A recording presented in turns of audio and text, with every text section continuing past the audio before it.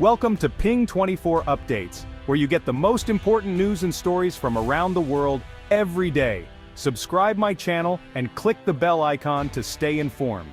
The world watched in suspense as Chinese and Philippine vessels faced off at Scarborough Shoal. News tickers flashed, South China Sea on brink of conflict. Scarborough Shoal, just a cluster of rocks, became the epicenter of a regional power struggle. On one side, massive Chinese Coast Guard ships, armed and intimidating, asserted Beijing's claim. Opposite them, the aging BRP Gregorio del Pilar, a Philippine vessel, tried to apprehend Chinese fishermen in its exclusive economic zone. The standoff dragged on, a dangerous game of brinkmanship broadcast live. Radio warnings escalated, Chinese ships maneuvered aggressively, while the Philippine crew stood firm. This was about more than fish or rocks. It was about sovereignty, international law, and the right to self-determination. Eventually, the Philippines made a tactical retreat, leaving China in control of the shoal. Filipino fishermen were blocked from their traditional grounds, a harsh blow to local livelihoods. But this apparent defeat sparked a new resolve in the Philippines. The incident was a wake-up call. Diplomacy alone wasn't enough. Scarborough Shoal became a symbol of national defiance. The standoff set in motion a chain of events that would ultimately reshape the region. The world saw the first major shot in a battle for Southeast Asia's future. The Philippines, though outmatched, refused to surrender its dignity. The fire was lit. The story was far from over. Scarborough Shoal was no longer just a disputed reef. It was the spark that would change everything. To understand the conflict, you must grasp China's grand vision. China's meteoric rise fueled a powerful ambition to reclaim its place as a global superpower. Central to this is the 9-dash line, a sweeping claim over nearly 90% of the South China Sea.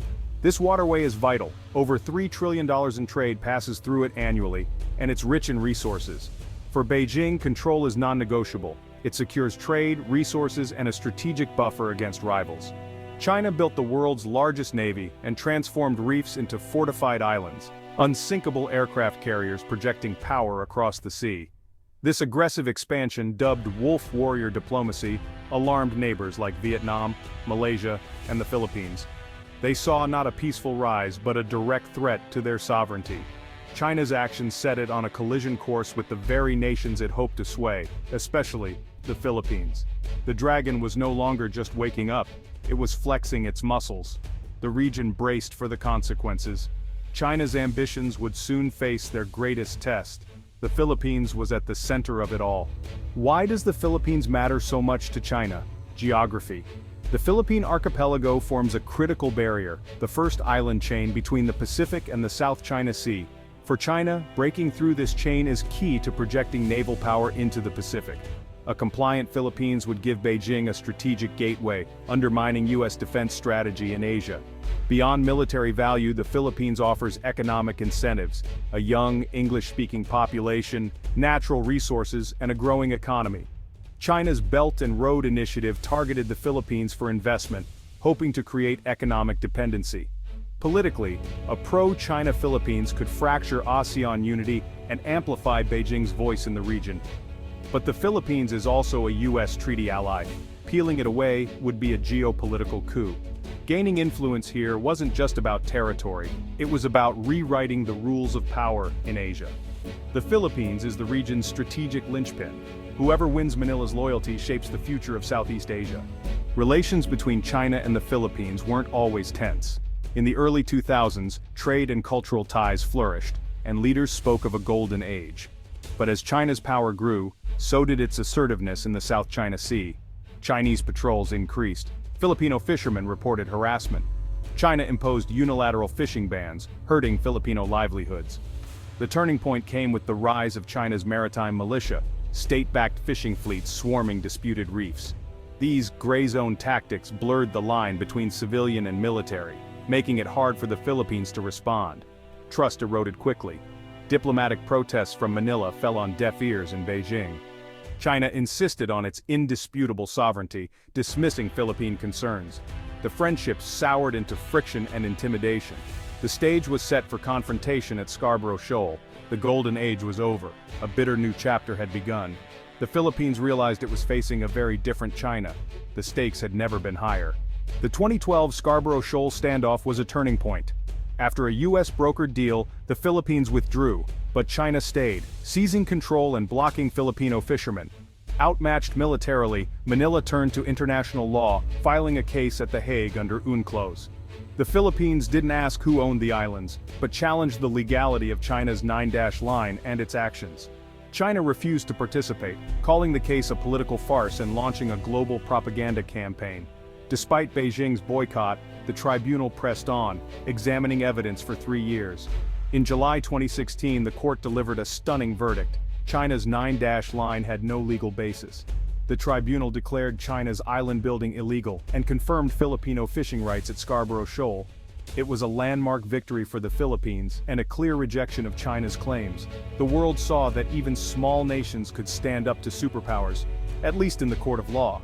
The legal battle had global implications.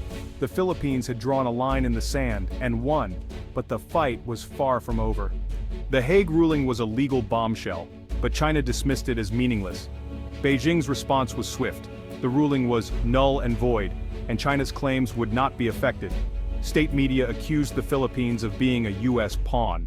China's outright defiance sent shockwaves through Southeast Asia. Instead of projecting strength, Beijing appeared as a regional bully. Countries like Vietnam and Indonesia grew more assertive in defending their own waters. Even non-claimants like Singapore and Japan stressed the importance of international law. China's heavy-handed rejection backfired, galvanizing a quiet coalition of concerned nations. The ruling became a rallying cry for those wary of Beijing's ambitions. China had hoped economic clout would silence critics, but its actions exposed the iron fist behind the promises.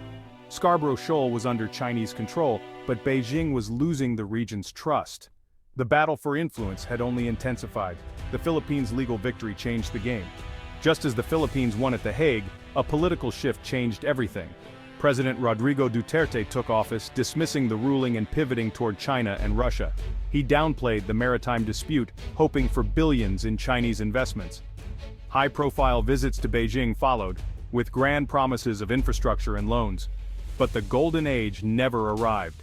Most of the $24 billion pledged never materialized. Flagship projects stalled, and China's harassment in the South China Sea continued. Public anger grew as Duterte's strategy failed to deliver. Military and diplomatic leaders voiced alarm at the pivot away from democratic allies. China's checkbook diplomacy was exposed as hollow. The Philippines realized Beijing's goal was strategic concessions, not partnership. Duterte's pivot unraveled into a cautionary tale of unfulfilled promises and national humiliation. The backlash set the stage for a dramatic reversal. Disillusionment with China led to a new direction. In 2022, President Ferdinand Marcos Jr. took office, vowing not to cede 1 square inch of Philippine territory. The era of appeasement was over. Manila reaffirmed its alliance with the United States, expanding the Enhanced Defense Cooperation Agreement. The U.S. gained access to new strategic bases, strengthening its regional posture.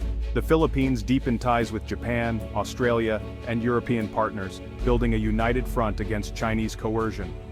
Joint military exercises with the U.S. were revived and expanded, signaling credible deterrence.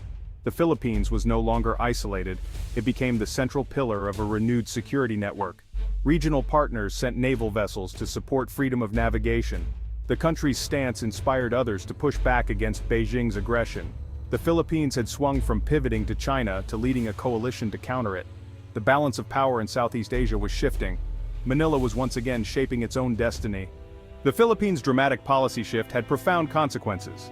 China's efforts to win over Manila backfired, pushing the Philippines firmly into the U.S. camp. Instead of gaining a partner, Beijing created a determined adversary. The Philippines became a symbol of regional resistance to Chinese expansionism.